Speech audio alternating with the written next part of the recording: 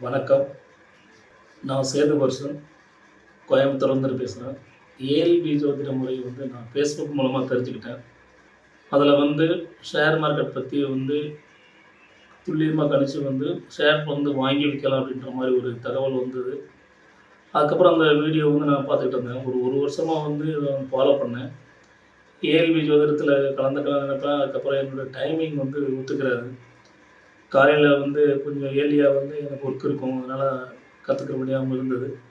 அதுக்கப்புறம் இருந்தாலும் பரவால்ல. அத நான் என்ன பண்ணிட்டேன்னா, மேனேஜ்மென்ட் பண்ணி காலையில கத்துக்கிட்டே ஆகணும் கண்டிப்பா அப்படின்னு சொல்லி கத்துக்கிட்டேன். உண்மையிலேயே ஏஎல்பி நம்ம ஒரு எடுத்துக்காட்டு மூலமா சொல்லலாம்னு நினைக்கிறேன். நம்ம மகாபாரதம் எடுத்துக்கிட்டோம் அப்படின்னா, ஒரு 2 விதமான ஞாபகம் வரும். அதில ஒரு தனித்துவமான ஒரு ஞாபகம் நமக்கு வரணும். ஒண்ணு பார்த்தீங்கன்னா, அர்ஜுனன் ஞாபகத்துக்கு வரணும். 2வது பார்த்தீங்கன்னா, கர்ணன். 2 பேருமே வில் வித்தையில ரொம்ப பெரிய நபர்கள் தான். இருந்தாலும் கர்ணன நம்ம தனித்துவமா சொல்றோம். ஏன்? அப்படி பார்த்தோம் அப்படின்னா, ஒரு நாள் அதிகாலை பொழுதுல நம்ம பயிற்சி வில் வித்தை பயிற்சி மேற்கொள்ளும்போது ஒரு பறவை குரு அத வில்லுல அடிச்சிரு அப்படின்னு சொல்லும்போது கர்ணன் அது வில்ல ஏந்திட்டு அதுக்கப்புறம் அடிக்க மாட்டாரு. ஏன் அடிக்கல? அப்படின்னு சொல்லி கேட்டா, அதுக்கு அவரு சொல்லுவாரு, காலையிலேயே வேகமா ஒரு பறவை பறந்து போய்க்கிட்டு இருக்குன்னா, அதனுடைய குஞ்சுகளுக்கு குடுக்குறதுக்கு இரை குடுக்குறதுக்காக வேண்டி தான் இருக்கும். அத நான் அடிச்சு நான் வில்லால அடிச்சா நான் வீரன்ற பெயர் மட்டும் தான் வரும். ஆனா அது பாவம் பண்ண மாரி ஆயிரும் அப்படின்னு சொல்லுவாரு. ஆனா மத்த வீரர்கள் அந்த மாரி நினைக்க மாட்டாங்க. ஸோ அதனால தான் மகாபாரதனாலே கர்ணன்ற நம்ம டக்குனு ஞாபகத்துக்கு வரும். அது மாதிரி எ ஜோதிடம் என்பது எண்கணிதம் இருக்கு, வாக்கிய பஞ்சாங்கம் இருக்கு. அந்த மாரி ஏகப்பட்ட முறை இருக்கு.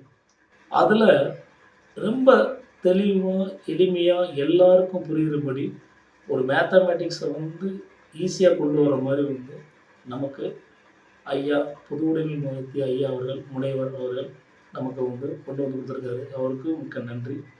அதே மாரி அவர் கூறிய கருத்துக்கள் அனைத்தையும் நமக்கு வழங்கிய அனைத்து குருமார்களுக்கும், அனைத்து ஆசிரியர்களுக்கும் மிக்க நன்றி. இது என்ன அப்படின்னா, 15 நாளையில நம்மளால ஈஸியா ஒரு பலன் 8 நாள்லயே பலன் நம்ம சொல்ற அளவுக்கு, மத்தவங்களுக்கு சொல்ற அளவுக்கு நம்ம தகுதி ஏற்படுத்திக்கிட்டோம். இது சாத்தியமா அப்படின்னு நம்ம யோசிக்கலாம். உண்மையிலேயே சாத்தியம் தான். உள்ள பார்த்தம்போது தான் தெரியும். பிராக்டிஸ் பண்ண பண்ண நம்ம எந்த அளவுக்கு பிராக்டிஸ் பண்றோமோ, அந்த அளவுக்கு ரொம்ப துல்லியமா கணிக்க முடியும். அதுவும் சாஃப்ட்வேர்ல பார்த்தீங்கன்னா, அவ்வளோ எளிமை. நமக்குரிய தகவல டேட் ஆஃப் பர்த் போட்டாலே போதும். ஆட்டோமேட்டிக்கா ராசி கட்டம் நவமாம்ச கட்டம் வந்துருது. அதுக்கப்புறம் ஒவ்வொரு நட்சத்திரம் வந்துருது. அதுக்கப்புறம் கோச்சாரம் அதாவது 15 நாள்ல இந்த நம்மளுடைய டிவியில, எஃப்எம்லாம் பேசுனாங்கல்ல, பொது பலன். 1% மட்டும் தான் கரெக்ட்டா வரும். அதெல்லாம் 15 நாள்ல தெரிஞ்சுக்கிட்டோம்னா எவ்வளோன்னு பாருங்க. அத விட ரொம்ப முக்கியம், நம்ம இப்ப நடந்துகிட்டு இருக்குல்ல, அமெரிக்காவுக்கும் அரபு நாடுல ஈரானுக்கும் நடக்கிற போர் இருக்குல்ல, அந்த போருமே கோச்சாரத்துல தெளிவா வந்ததுங்க. எவ்வளோ பெரிய விஷயம் பாருங்க. அவ்வளோ சொல்ல முடியுமா? அக்யூரேட்டா சொல்றாங்க. அதே மாரி ஷேர் மார்க்கெட்டுக்குன்னு தனியா படிச்சுட்டு அதில தெளிவாயிட்டு, இந்த ஷேர் மார்க்கெட் ஜோதிடத்த வச்சு அதில நம்ம என்ன பண்ணிக்கலாம்? பணம் சம்பாதிக்க முடியும். எக்ஸ்ட்ரா ஏர்னிங் பண்ண முடியும். அதுக்கு தனியாவே ஷேர் மார்க்கெட்டுக்கு தனியா ஒரு ஜோதிடம் இருக்கு. மருத்துவத்துக்கு தனியா ஜோதிடம் இருக்கு. சைக்காலஜிக்கு சம்மந்தமா இருக்கு. அதோட மட்டும் இல்லாம, இது எல்லாத்துக்கும் தெரியணும், எல்லாரும் கத்துக்கிறணும் அப்படின்ற அந்த பொது உடைமை ஐயா மூர்த்தின்றது பேர் வந்ததுக்கு இதுதான் முக்கிய காரணம் நான் நினைக்கிறேன். எனக்கு தெரியல அது. பொது உடைமையா இருக்கிறனால தான் பொது உடைமை மூர்த்தி ஐயான்ற பேர் வந்துச்சுன்னு நினைக்கிறேன். அது அந்த பேருக்கே உரியவர் அவரு. வானம் சித்தர், வாக்கு சித்தர்.